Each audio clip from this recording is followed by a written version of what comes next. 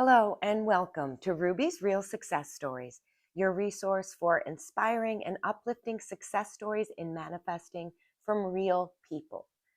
Today I'm going to share a personal manifestation story.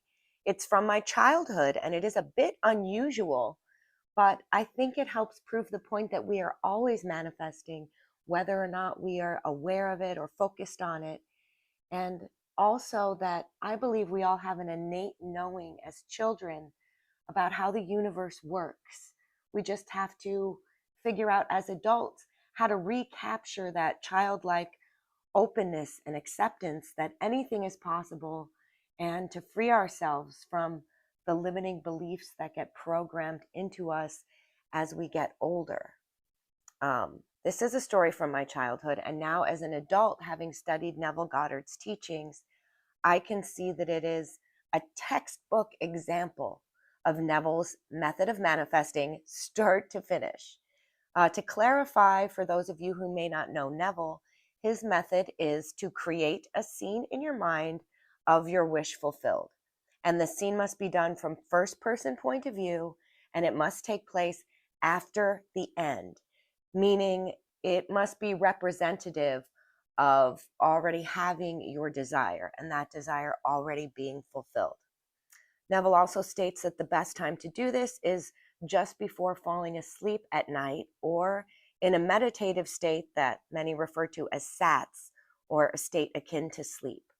So he instructs you to imagine the scene until it saturates your subconscious mind and feels more like a memory than an imagining. And once you've reached the feeling of the wish fulfilled, Neville then says to drop the desire and allow the universe to orchestrate the bridge of incidents in order to bring it to you. And this may seem like a strange example, but it follows Neville's method to the letter. Also, I think during childhood we have much less resistance or negative thoughts or experiences to get in the way or hold us back from believing what is possible for us. This story also serves as a reminder that the universe does not differentiate between good or bad or right or wrong. Those are labels that we as humans put on things. But the universe is completely neutral and at your command and just serves to reflect what you are holding in your mind. So I'm calling this story The Manifesting Mind of a Child, and I hope you like it. I was always a very imaginative and creative kid and loved to spend time making up scenes to live out in my imagination. On a regular basis throughout my childhood, I always very much looked forward to going to bed to have what I later learned could be called lucid dreams. Anything that I wanted to experience or explore, I would do in my imagination while falling asleep. And one day I met up with one of the neighborhood kids and found out that she had broken her arm. It was in a sling, and I noticed how everyone was giving her sympathy and affection and attention and even buying her gifts. And I was about 7 years old at this time. And as is often the nature of children, I became very jealous and craved the attention that she had been receiving. So that night, I got excited about going to bed so that I could live in my imagination, in my dream state, where I too had broken my arm and was receiving all of the attention that I had witnessed being showered on my neighbor earlier that day. And this did not seem like a dark or negative thought to me. It made me feel happy and excited to be the center of attention. So naturally, my scene took place after the end. I did not imagine breaking my arm or being in the hospital or anything like that. To be honest, it never even occurred to me as a child. So in my scene, my arm was already broken and in a cast and sling. And I even took the blankie that I slept with and tied it into a sling around my neck, cradling my left arm just before going to bed to make the scene feel more realistic. And I fell asleep like this, dreaming of happy times and parties, all for me and my broken arm.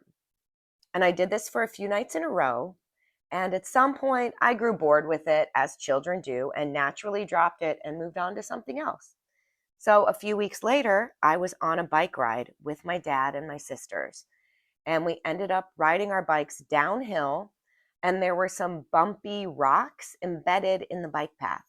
And as I hit the bumps, I lost control of my bike. I started bouncing down the path and eventually crashed to the ground and fell off my bike with my left arm outstretched on the ground. My sister was riding right behind me, and she tried her best to steer around me after my very sudden and abrupt fall. And she managed to avoid hitting me directly. However, she did unintentionally run over my outstretched arm. And after a trip to the hospital, I returned home with a broken arm, in a cast, in a sling, and with my family waiting with ice cream and treats and gifts, showering me with attention.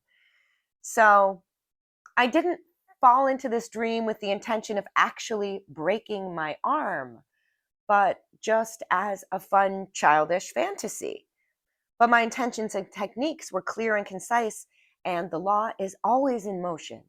So although I didn't realize it at the time, I know now that this was a quote perfect manifestation. It followed all of Neville's steps. I imagined a scene after the end. I imagined it falling asleep until it saturated my subconscious mind. After it had saturated my mind, I dropped it and moved on and allowed the universe to orchestrate what Neville calls the bridge of incidents, which was me going on the bike ride, hitting the bumps, falling, my sister being behind me, all orchestrated for the universe. And the point of me sharing this is to just reinforce Neville's teachings and to remind you that you're always manifesting. You don't start manifesting once you discover the terminology or the techniques. It's always in motion. You're always creating your future. So choose wisely. And I encourage you to look back now and see if you have examples of how you've manifested things in your own life that you may not have realized at the time. Again, this is not a negative or upsetting story for me in any way. I was very happy with all of the attention I garnered at the time, and the ordeal of actually breaking my arm seemed minimal in comparison to all the attention that I was getting in my child mind. It never even occurred to me to be sad about breaking my arm. I was too busy basking in the fulfillment of this wish. So I hope you found this helpful and informative. I would love to hear any comments or thoughts you have about this story. And if you have a success story that you'd like to share with the channel, I would love to hear from you. You can email me at realrubysubmissions@gmail.com. Thank you so much for joining me, and I will see you next time. Be well and best wishes.